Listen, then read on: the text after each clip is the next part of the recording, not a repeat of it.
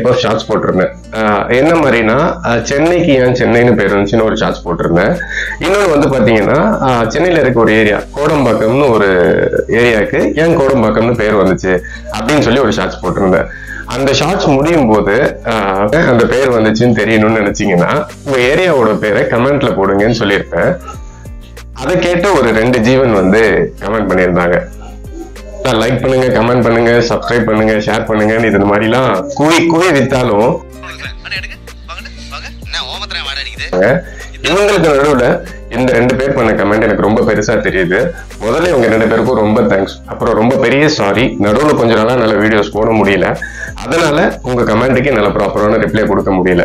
உருட்டு வழியில் உருட்டி பொழைக்கும் குருட்டு உலகமடா நண்பா, உருட்டை பழகி கொள்ளடா.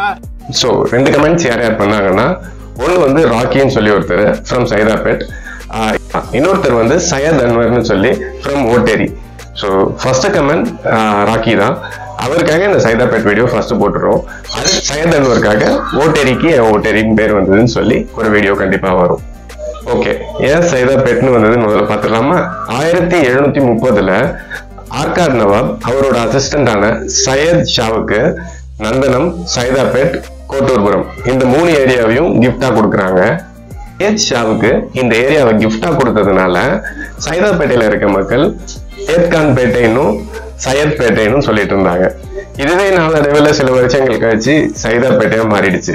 இது மட்டும் இல்லாம வெள்ளைக்காரன் நம்மள ரூல் பண்ணிட்டு இருக்கும்போது இந்த ஏரியாவுக்குன்னு ஒரு தொழிலை கொடுத்தான். என்னன்னு பாத்தீங்கன்னா நெசவு தொழில். சொன்ன நம்ப மாட்டோம், 1990 வரைக்கும் அந்த நெசவு தொழில ரோட்ல வச்சு கூட பண்ணிட்டு இருந்தவங்க நிறைய பேர் இந்த ஏரியால இருந்திருக்காங்க. 2000க்கு அப்புறம் பெரிய வருமானம் இதுல இல்லைன்றதுனால அந்த மக்கள்லாம் வேற தொழிலை மாத்திக்கிட்டாங்க.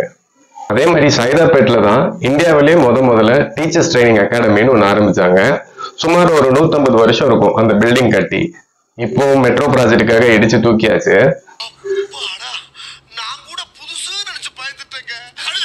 அப்புறம் அந்த சைதாப்பேட்டை அண்ணா சாலை ரோட்ல வரும்போது நம்ம பனகல் மாளிகைன்னு ஒரு பில்டிங் பார்த்திருப்போம். 1990 வரைக்கும் செங்கல்பட்டோட கலெக்டர் ஆபீஸா அது இருந்தது. இன்னைக்கு வரைக்கும் பானை அந்த மாதிரி மண்பாண்ட ஐட்டம்ஸ் எதுவும் வேணும் அப்படின்னா சைதாப்பேட்டைக்கு போனீங்கன்னா நல்ல பெஸ்டான குவாலிட்டியானதே கிடைக்கும். ஸோ சைதாப்பேட்டைக்கு ஏன் சைதாப்பேட்டைன்ற பேர் வந்திருக்குன்னு தெரிஞ்சிருப்பீங்க. அங்க இருந்து பெரிய பெரிய விஷயங்களையும் தெரிஞ்சிருப்பீங்க. உங்க ஏரியா பேர் என்ன, அதுக்கு ஏன் அந்த பேர் வந்ததுன்னு கமெண்ட்ல கேளுங்க. சீக்கிரமா அடுத்தடுத்த வீடியோஸா போடுறோம்.